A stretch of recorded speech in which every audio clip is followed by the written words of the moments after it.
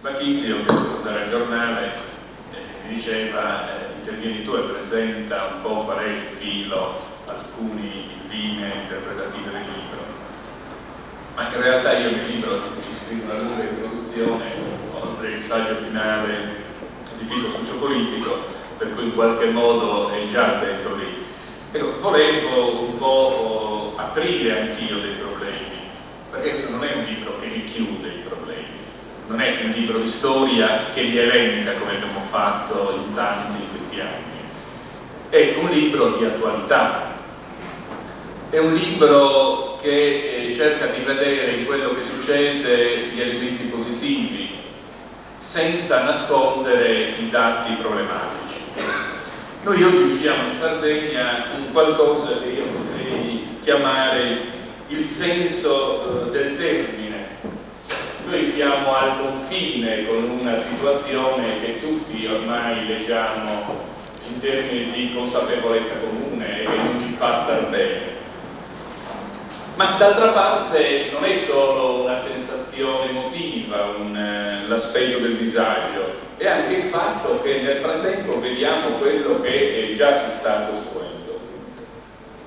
Ma c'è l'idea del confine è data, per esempio, nel campo degli studi, una cosa di enorme evidenza, è chiarissimo.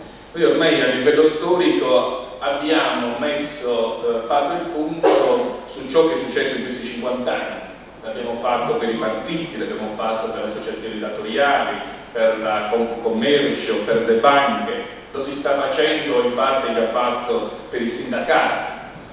In campo economico-sociale gli economisti ormai da 10-15 anni, i sociologi un po' più in ritardo, hanno sciolto i modelli. Ormai si va, stasera con i nostri amici che hanno scritto questo libro non sono qui presenti perché a Scienze Politiche c'è un seminario sul locale, sul sviluppo locale, sulla evoluzione in positivo della comunità locale. A livello culturale, ne parlava poco fa Mario Melis, alcune iniziative in corso che stanno creando fermento molto positivo nelle scuole sarebbero stati impensabili. In questo libro abbiamo chiamato a scrivere uno dei componenti della Fondazione Sardegna, che è Don Mario Cucuso, il parroco di Sant'Eulalia, e abbiamo chiesto di fare il punto sulla Chiesa sarda. La Chiesa è alla vigilia di un concilio che deve essa stessa dare una proposta di evangelizzazione o comunque ricca di valori per la comunità. A livello istituzionale è l'aspetto più drammaticamente evidente delle nostre difficoltà, sia perché essendo visibile si tocca tutto con mano, d'altra parte si capisce che se non si decide in Sardegna deciderà Roma al nostro posto e sopra di noi. Ecco il senso, il disagio, la nostra coscienza infelice. Noi sappiamo che abbiamo il diritto di decidere sulla nostra vicenda sociale, umana, culturale e politica, ma che cosa fare? Che non è solo il problema di trovare il bandolo della matassa, ma anche il problema di pagare i prezzi di un'assunzione di responsabilità. Questo è il gioco, che è il punto in cui non riusciamo ad ingranare.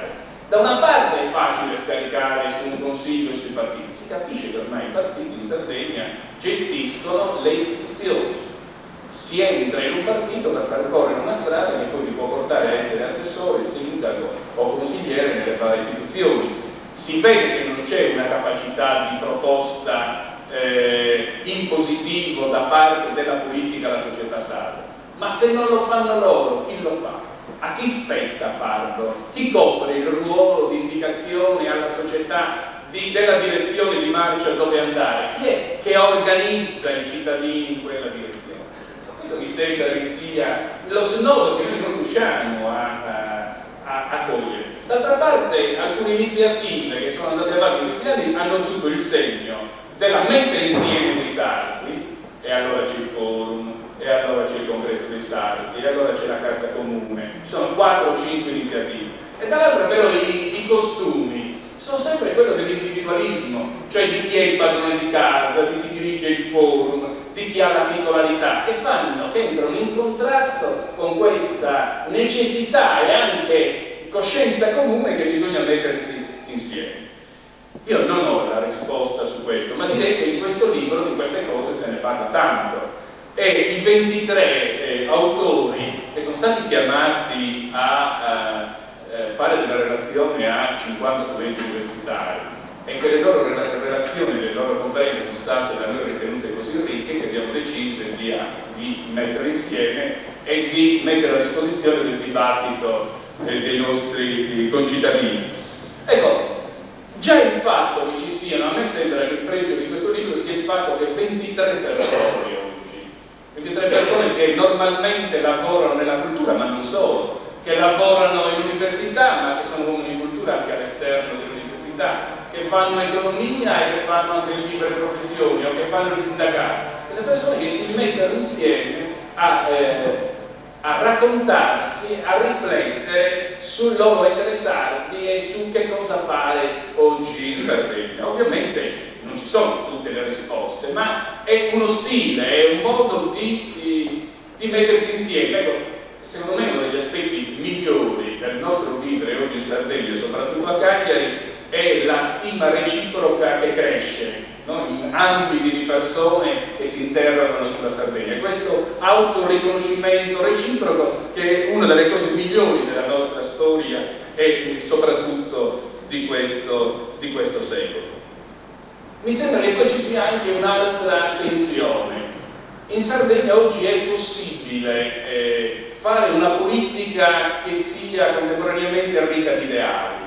In Sardegna non è possibile solo fare amministrazione. Certo, bisogna fare amministrazione, abbiamo bisogno di buoni amministratori, competenti oltre che onesti, ma in Sardegna non basta, perché abbiamo degli obiettivi storici da raggiungere ed è quello di reggere con le nostre forze, con la nostra intelligenza, con le nostre capacità questa terra che è innanzitutto nostra, in sintonia, in accordi con gli italiani, ma nell'ambito europeo, ma con assunzioni di maggiori responsabilità da parte nostra.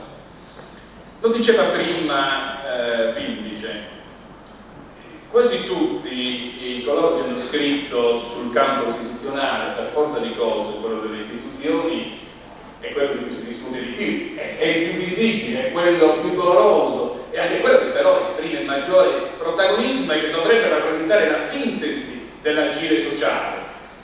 E quasi tutti dicono che ci vuole un'occasione in cui costruiamo un'assise comune rappresentativa dei sardi. Uno dice, e non c'è il Consiglio regionale.